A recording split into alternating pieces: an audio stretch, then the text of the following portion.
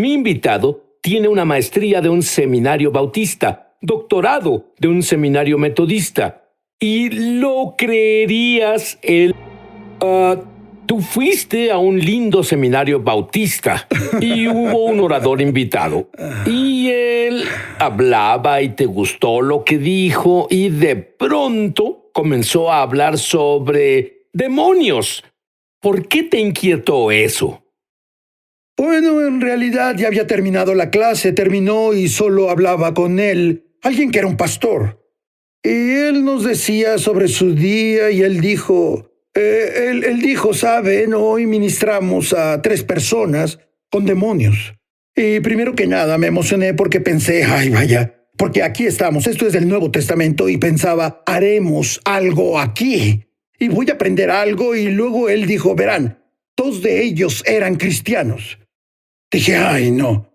El primer pensamiento en mi cabeza, yo no creo en esto. Yo no creo en esto ahora. En realidad nunca pensé esto con cuidado. Vamos, en realidad no tenía una teología desarrollada porque nunca cruzó mi mente. Pero tenía ese fuerte pensamiento de que no creía en esto. Ahora descubrí que esos pensamientos no eran míos. Pero en ese tiempo pensé que eran mis pensamientos. Seguro, alguien tiene un pensamiento y piensas que es tuyo. Y no necesariamente viene de ti. Pero continúa. Sí, dije, no creo en esto, pero por lo siguiente, debía salir de ahí. Pensaba, debo salir de este lugar. Me disculpé, ay caray, debo ir a casa. Y en mi carro manejaba hacia la casa y pensaba, ¿cómo pasó esto? ¿Cómo un cristiano tenía un demonio? Yo solo me preguntaba, ¿cómo podía pasar? Y luego el Espíritu Santo invadió mi pensamiento y me habló tan claro, no fue algo audible, pero sí muy cercano.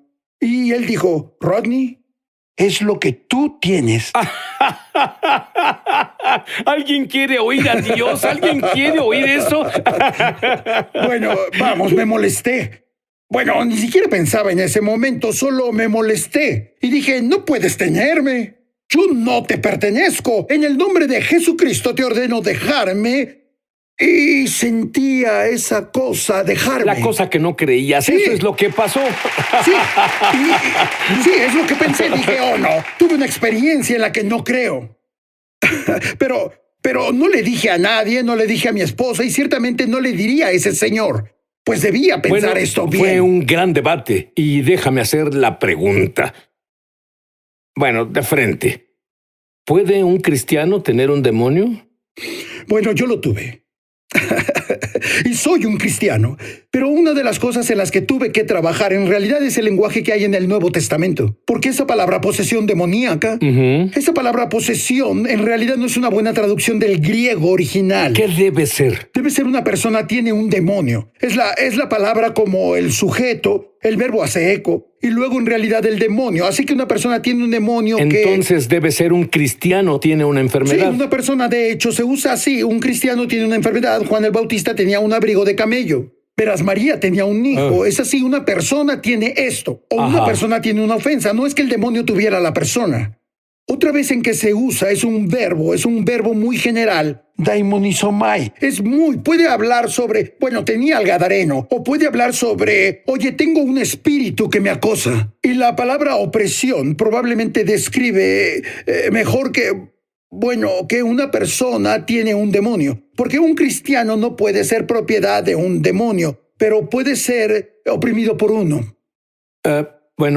Es una línea fina. Algunos dicen que un cristiano no puede tener un demonio en su espíritu, pero de seguro pueden tenerlo en la carne, tal como se enferma. Sí. En la carne. ¿No es pecado? No es pecado si puedes deshacerte de él y no hacerlo. Sí. Si lo mantienes el resto de tu vida. Así es. Dime sobre brevemente tu primera liberación. Mi liberación pasó unos meses antes y para entonces me mudé a Washington y era un pastor en una iglesia. Mi esposa hizo una cita para mí para ministrar a una de las jóvenes, ya que pensó tenía un demonio. Para este tiempo mi esposa y yo hablamos sobre esto. Ella la invitó y le pregunté a mi esposa, ¿por qué hiciste eso? Nunca he hecho eso antes, en realidad no sé qué hago. Ella dijo, tú eres su pastor, así que tú debes hacerlo. Y usó ese argumento en mí de ser pastor. Y tuve que hacerlo. Y ella vino y tuve un poco de instrucción telefónica, pero en realidad no sabía, así que no sabía cómo comenzar esto. Y bueno, es que nunca vi uno. Y pensé, solo leeré una escritura. Ya sabes, tal vez puedo expulsarlos y leí la escritura, pero no funcionó. Entonces dije, bueno, oremos. Y todos inclinamos la cabeza y cerramos los ojos y oramos, lo que... Por cierto, no cierren los ojos cuando ministren en esta área. ¿Por qué? Bueno, porque quieres ver lo que sucede. Bien. ¿Entiendes? Quieres observar a esta cosa. No quieres cerrarle tus ojos a un demonio, ¿entiendes? Pero nadie me dijo las reglas y no las conocía. Así que la hice cerrar sus ojos y yo oraba, y en cuanto terminamos la oración veía para arriba. Mi esposa veía arriba y ella no podía abrir los ojos. Dije, ¿a qué te refieres con que no puedes abrirlos? Ella dijo, no puedo abrir mis ojos. Miré a mi esposa y dije, ¿en qué nos metiste? Y bueno, pensaba... Pero dije, en el nombre de Jesús ordeno a que esos ojos se abran, y ¡pum! Se abrieron. Dije, ¡wow! Funcionó. Y luego ella no podía oírme. Estaba sorda. Y luego dije la misma cosa. En el nombre de Jesús. ¿Estaba sorda en lo natural? No, solo Era que los de demonios pronto ella estaban... vio mis labios moverse, pero no podía oír nada. Y luego dije, ordeno que esos oídos se abran, y ¡pum! Se abrieron. Sí, sí. Y por las siguientes horas, varias horas, esa fue la peor experiencia de mi vida. Pero bueno, yo no sabía si se fueron porque los expulsamos o los cansamos, pero al final se fueron. Ajá. Pero al final de la noche vi su cara y vi la cara de la libertad. Y dije, Señor, no me gusta el desastre, pero amo esa cara. Y lo haré por eso. ¿Y en esa gloria qué pasó? Pero en esa gloria, ella se liberó. Me dijiste algo más que es muy importante. Al desarrollarse el don en ti de liberar personas, comenzaste, bueno, tengo 1000 personas que se liberaron hoy. Comenzaste a verlos como individuos, no como una corporación Sí. o un trabajo que hacer. Pondré un vendaje, adiós. Dime la diferencia. Cuando comencé a ministrar en esta área, era solo un trabajo. Y no veía a la persona como persona.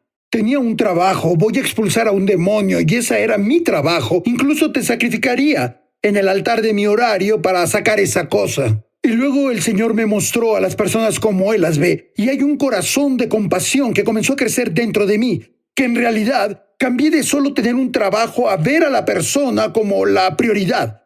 La persona es lo que importa. Y su liberación necesita ser un encuentro de amor con Jesús. Y yo debía cambiar cómo lo hacía, y el Señor lo hizo haciéndome ver a la persona, como Él ve a la persona.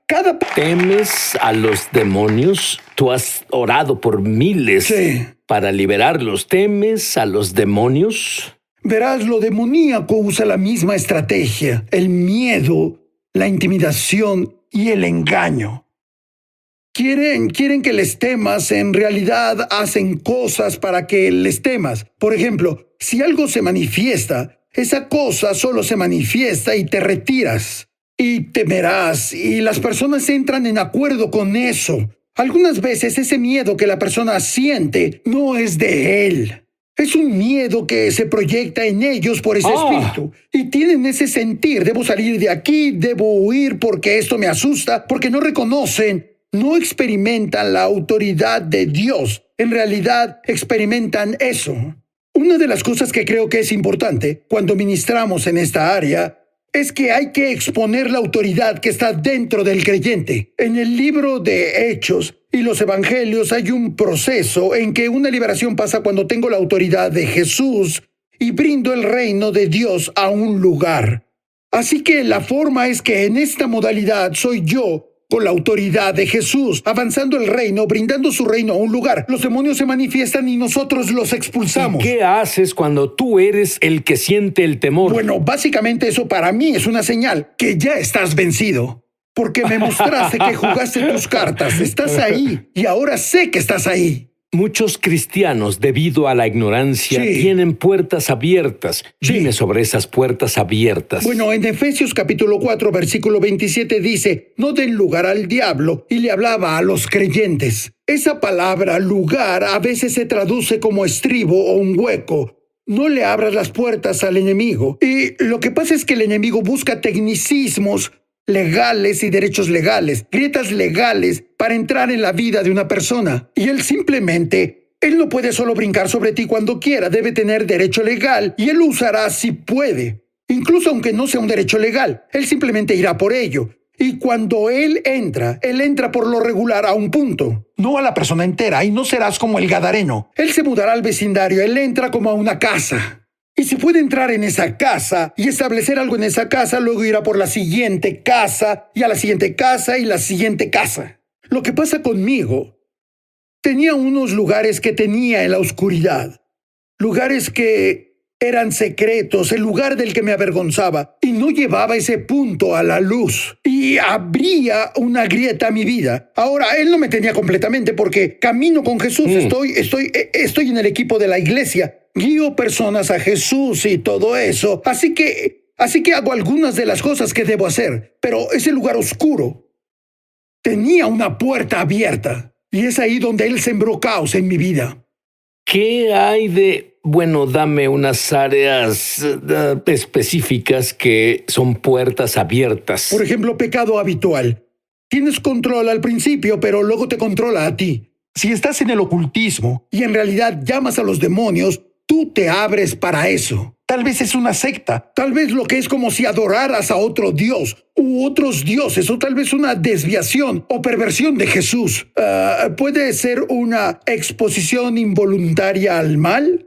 Puede ser como... Entonces, como ver televisión o películas con contenido incorrecto. Una madre ministraba a su hijo que básicamente su esposo que no era creyente, años y años atrás llevó la película El Exorcista a casa. No El Exorcista, Poltergeist. Y la vieron con su hijo de 4 años y ella terminó en una administración por eso. Así que él no eligió hacer eso, él solo fue expuesto a ello. ¿Entiendes? ¿Qué hay de cosas como la tabla Ouija y todo eso de leer la mente y magia y todas esas cosas? Eso es ocultismo, porque llamas a un espíritu en vez de al Espíritu Santo y no tienes permiso para hacer eso. Sí, y hay cosas como drogas. Y no hablo de tomar cosas que tu cuerpo necesita como una aspirina o para la presión. No. Es algo que tu cuerpo no necesita. El rencor es una puerta, heridas, cicatrices, traumas. Y bueno, cada vez que estás en un estado débil, el enemigo quiere tomar ventaja de eso. Te diré algo. Voy a arriesgarme. Verás, hago eso de vez en cuando. Rodney va a orar por una liberación grupal al regresar.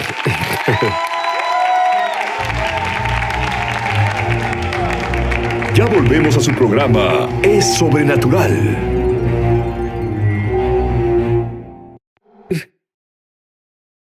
Sí, de vez en cuando. Pero tienes toda esa autoridad, ¿cómo es eso? Bueno, una de las cosas que pasan con algunas personas es que hay un acuerdo donde una mentira que se creen está insertada dentro de ellos que en realidad se manifiesta en su identidad. Por ejemplo, digamos que una persona tiene un espíritu de víctima y está ahí, ellos solo lo ven como una víctima. Así que tienen identidad de víctima ahí. Y hay tanto... Conocí a personas que son sordas y dije, ¿puedo orar para que tu oído se restaure? Sí. Y dicen, no, porque les gusta su comunidad de sordos. Sí, verás, si tengo una mosca y una mosca en esta taza, puedo ya sea sacarla jalándola o puedo poner la taza bajo la llave. Y solo abrir la llave y dejar que la saque. Y algunos demonios podemos expulsarlos solo jalándolos, los expulsamos, los sacamos. Pero hay unos obstinados, están atorados en la identidad de una persona. A esos hay que desplazarlos. Debemos brindar verdad, debemos brindar vida, para entrar y mostrar luz en las áreas de su corazón y comenzar a exponer todas esas mentiras insertadas y llevarlos a un punto de verdad. Y en realidad la verdad desplaza la oscuridad cuando hacemos eso. Dame un ejemplo de una mentira que las personas aceptan. Bueno, es como si no tengo el poder, no tengo la autoridad, soy un perdedor. O no puedo ser sanado. Dicen, mentira. Otras personas pueden sanar, pero yo no puedo sanar. Sí, y si acepto esa mentira, entonces básicamente impido la sanidad, porque yo acepté algo que no es verdad. Puedo sanar porque Dios dice que puedo sanar. Bueno, esto es lo que pienso. Hay tanta presencia de Dios en el estudio, incluso antes de que mis invitados vengan, pero ahora es más fuerte. Creo que puedes orar por todos Sí. aquí y liberar a muchas personas. ¿Por qué no ves a la cámara y oras como Dios te dirija? Bueno, el primer paso es este. Solo Jesús va a liberarte. Primero que nada, debes tener una relación con Jesús, porque Él es tu libertador. Tal vez aprendiste a simular, pero solo Jesús te liberará. Así que deberás invitar a Jesús a entrar a tu vida para que sea el Señor de tu vida, que perdone tus pecados, y deberás tomar la decisión: hoy seguiré a Jesús por completo. Y si quieres rendir tu vida completamente a Él, quiero que repitas después de mí. Solo di: querido Jesús, Querido Jesús, entra en mi vida. entra en mi vida. Perdona todos mis pecados. Perdona mis pecados. Hoy elijo seguirte. Hoy elijo seguirte. Te hago mi Señor. Te hago mi Señor. Te doy mi corazón, Te doy mi corazón, mi mente, mi mente, mis deseos, mi deseo, mi futuro, mi futuro, todo lo mío. todo lo mío. Ahora te pertenece. Ahora te pertenece. Gracias, Jesús, Gracias, Jesús, por entrar a mi vida. por entrar a mi vida. Ahora, si dijiste esa oración, sabes que Jesús vino a tu vida. Ahora, Colosenses capítulo 1, versículo 13 dice esto, que Dios nos liberó del dominio de la oscuridad y nos trasladó hasta el reino de su Hijo. Entonces la oscuridad no tiene más poder sobre ti. Y si dijiste la oración, o tal vez ya conoces al Señor desde hace un tiempo, pero te encuentras atado, solo quiero que sepas que es tu derecho nato ser libre, porque no estás en ese dominio más. En realidad estás en el reino de Dios, el reino de su Hijo. Y ahora que Cristo está en ti, es tiempo de ejercer tu autoridad. Así que quiero que repitas después de mí: soy hijo del Rey. Soy hijo del Rey. Todo lo que Jesús compró y pagó Todo lo que Jesús compró y por lo que es pagó mi herencia. es mi herencia. Estoy unido con Cristo. Estoy unido con Morí Cristo. con Él. Morí con Él. Fui enterrado con Él. Fui enterrado con Él. Resucité con Él. Resucité con Me Él. senté a la derecha del Padre, Me senté a la derecha del Padre, sobre toda potestad, sobre toda potestad, todo dominio, todo dominio, todo poder, todo poder, todo nombre que es todo nombrado, nombre que es nombrado, no solo en no esta solo era, en esta era, sino en la que sino viene. en la que viene. Por lo tanto, tengo autoridad sobre la carne. Tengo autoridad sobre Tengo la autoridad carne, sobre el pecado. tengo autoridad sobre el Tengo autoridad pecado, sobre lo demoníaco. tengo autoridad sobre lo Tengo demoníaco, autoridad sobre la enfermedad. tengo autoridad sobre la Y enfermedad, debido a que tengo autoridad con Jesús, y debido a que tengo autoridad con rompo Jesús, toda misión del infierno contra mí. rompo toda misión del infierno contra mí, Rompo toda maldición contra mí. rompo toda maldición contra mí, Rompo cada maldición que viene desde mis rompo cada ancestros. maldición que viene desde mis ancestros, Rompo cada maldición que venga del mundo a mi rompo cada alrededor. maldición que venga del mundo a mi alrededor, Rompo cada maldición que puse sobre mí rompo mismo. cada maldición que puse sobre mí mismo, Porque las armas de mi milicia porque las armas de mi no milicia son carnales, no son carnales, son divinamente poderosas. son divinamente poderosas, Derriban las barreras de la oscuridad. derriban las barreras de la oscuridad. Todo lo puedo en Cristo. Todo lo puedo en el Mesías, Porque el que está en mí es más poderoso porque el que está en mí es más poderoso que el que está en el mundo. que el que está en el mundo. Amén. Amén.